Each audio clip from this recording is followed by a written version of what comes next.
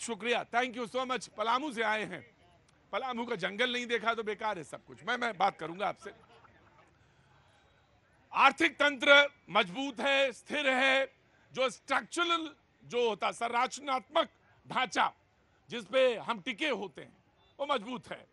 कल बजट पेश किया जाएगा, जाहिर सी बात है कल बजट पे बात करेंगे, लेकिन इकोनॉमिक सर्वे जो होता है वो हमारी पूरी अर्थव्यवस्था की जो है ढांचा होता है। लेकिन उस पर बात करेंगे। प्रधानमंत्री बोले हैं कि भाई देखिए साहब, जो कुछ होना था, जो बातचीत होनी थी वो सब आपने कर ली, और अब जो स्थिति है वो ये बनती है कि अगले 4.5 साल यानी 29 में चुनाव होने हैं, तो 29 में चुनाव से पहले हम सारे लोगों को एक होना है, और क्या होना है, नेक होना है। तो एक बात तो ये है। दूसरी बात ये है कि तीसरी बात, नीट पर चर्चा हुई, और सवाल वही बना हुआ है कि नीट पर री एग्जामिनेशन, सुप्रीम कोर्ट में हियरिंग चल रही, लेकिन आज संसद के अंदर भी पक्ष और विपक्ष की बातें हुई, और उस पर भी बात करेंगे। हम मेहमानों से तारुफ कराएंगे, लेकिन जो हमारे दो सहयोगी हैं, एक कांग्रेस कार्यालय से मौजूद हैं और एक पार्लियामेंट के बाहर से, संसद भवन के बाहर से। पहले दोनों से बातचीत कर लेते हैं, उसके बाद हम आपसे भी बात करेंगे। तब तक आप अपना थोड़ा नशा कम हो जाएगा आपका। अरुण सिंह जी, बहुत बहुत स्वागत है, thank you so much. Yatendra Sharma ji हमारे साथ संसद भवन के बाहर खड़े हैं, उनका भी बहुत बहुत स्वागत है। यतेंद्र जी, मैं पहले ये जानना चाहता हूं, क्योंकि बहुत सारे लोग आज संसद के अंदर जो बहस हुई है नीट को लेकर, उस पर ध्यान है लोगों का, तो सरकार ने क्या कहा लीक को लेकर? कहा कि लीक हुआ या नहीं, और लीक को लेकर स्टेटमेंट अगर पूछा जाए तो क्या रहा? हालांकि उसने एफिडेविट दिया है सुप्रीम कोर्ट में, और वेरी क्लियरली स्टेटेड कि लीक नहीं है। जी यतेंद्र शर्मा। देखिए प्रतीक भाई, अगर बात करें आज संसद सदन की, तो जब सदन शुरू हुआ तो आर्थिक सर्वेक्षण आज पेश किया गया, लेकिन उससे पहले नीट को लेकर विपक्ष खासा हमलावर रहा सरकार पर। पूरे तेवरों के साथ, आक्रामक तेवरों के साथ विपक्ष ने सरकार को घेरने की कोशिश की। जो शिक्षा मंत्री धर्मेंद्र प्रधान, उनके इस्तीफे की बात की। अखिलेश यादव ने यह तो कह दिया कि जब धर्मेंद्र प्रधान का इस्तीफा हो जाएगा तभी न्याय मिल पाएगा, इनके रहते न्याय संभव नहीं है, इस तरह की बात की। वहीं राहुल गांधी ने कहा कि न्याय जो शिक्षा व्यवस्था है वो पूरी तरह से फ्रॉड सिस्टम है, यानी कि एक तरह से पूरे शिक्षा सिस्टम पर राहुल गांधी सवाल उठाते हुए नजर आए। लेकिन इसके बाद जब धर्मेंद्र प्रधान ने, जो शिक्षा मंत्री, उन्होंने जवाब देना शुरू किया, तो उन्होंने सिलसिलेवार तरीके से राहुल गांधी को भी घेरा, और वहीं अखिलेश यादव को भी उन्होंने जवाब दिया। अखिलेश यादव के लिए साफ तौर पर कहा कि वो भी सरकार में रहे, और उनके रहते कितने परीक्षा लीक के मामले सामने आए, उसको अगर वो खोलेंगे तो विपक्ष के शायद सामने जो सवाल जो वो कर रहे हैं वो बोलने लायक नहीं रहेंगे। इस तरह के तेवर आज धर्मेंद्र प्रधान ने अपनाए। वहीं राहुल गांधी पर भी बोला कि जो उन्होंने बोला है वो निंदनीय। पेपर लीक के बारे में क्या बोला? देखिए, पेपर लीक के बारे में साफ तौर पर धर्मेंद्र प्रधान ने साफ तौर पर कहा कि अभी मामला कोर्ट में, और कोर्ट का जो भी निर्णय आएगा वो उसको अमल में लाएंगे। और जहां तक पेपर लीक की बात है, तो पूरे देश में घटनाएं नहीं हुई हैं। हालांकि कई राज्य ऐसे भी हैं जहां पर विपक्ष की सरकारें रही हैं, और इतिहास में पहले भी पेपर लीक हुए हैं। तो ऐसे में जो विपक्ष इस तरह के तेवर दिखा रहा है। जी जी, टेकन योर पॉइंट, बिल्कुल बिल्कुल टेकन योर पॉइंट। उन्होंने कहा कि 7 साल में कोई लीक नहीं है, और कहीं भी कोई लीक का मामला नहीं है।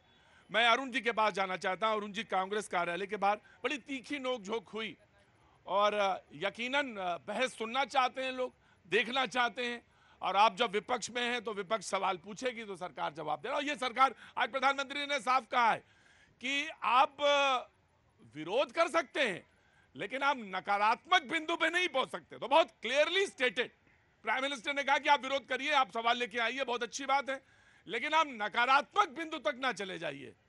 अरुण जी, नीट के प्रश्न पर विपक्ष के सवाल।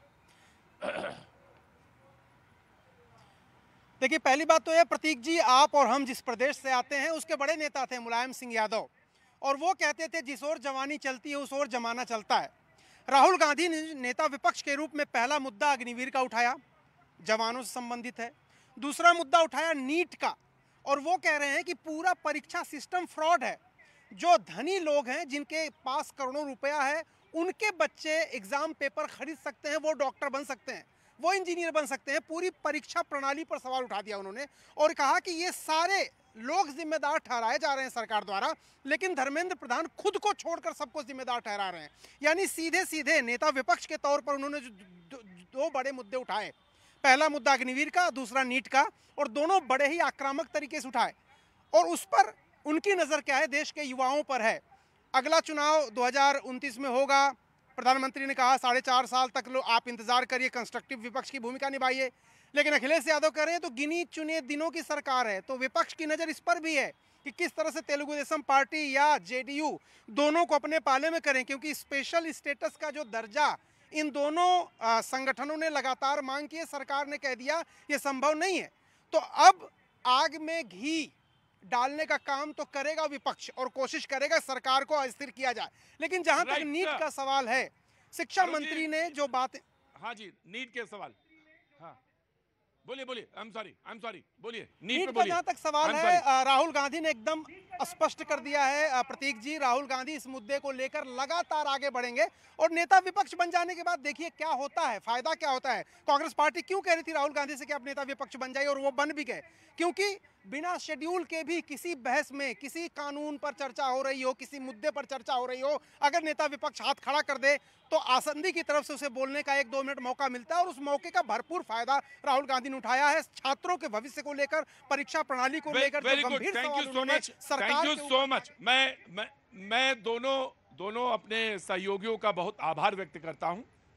जब धर्मेंद्र प्रधान खड़े हुए तो उन्होंने कहा कि जिन्होंने रिमोट से सरकार चलाई 2010 में शिक्षा सुधार के लिए, वो 3 बिल लेके आए थे।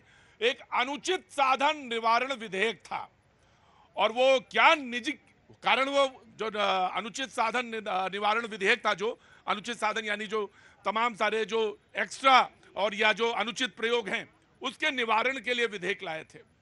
तो वो विधेयक 2010 में लाए थे, सरकार थी यूपीए की, तो वो बिल क्यों नहीं रखा गया? उसका क्या कारण था? क्या निजी मेडिकल कॉलेजों की घूसखोरी के दबाव में वो बिल नहीं आ पाए? 2010 की बात है। और समाजवादी पार्टी से बहुत स्पेसिफिकली उन्होंने बोला, कहा कि मेरे पास भी 7 साल के आपके समय में जब शासनकाल था उत्तर प्रदेश में, तो कब पेपर लीक हुआ इसका भी हमारे पास बही खाता है। आप जब कहें तो हम उसको रख सकते हैं, उसका भी मेरे पास बही खाता। ये धर्मेंद्र प्रधान ने, एजुकेशन मिनिस्टर ने वहां पे रखा। लेकिन सारा का सारा फोकस और सारा का सारा जो है दिमाग है और जो निगाह है वो सुप्रीम कोर्ट में है। कल फिर सुनवाई होगी नीट पे, और सबसे बड़ा सवाल इस वक्त यही है कि क्या पेपर फिर से, और उसमें बार बार ये बात कही गई है कि सिस्टमैटिक वे से पता करना है कि कहां तक नुकसान हुआ है। अगर प्रोसेस ही पूरा खराब हुआ है तो ये डिटरमाइन करना पड़ेगा कि पूरा नहीं, री परीक्षा होगी। लेकिन अगर कहीं एक लोकलाइज्ड हिस्सा है तो वहां पर फिर उसको जरूरी कदम उठाने पड़ेंगे। बातचीत का सिलसिले जोड़ने के लिए जो बहस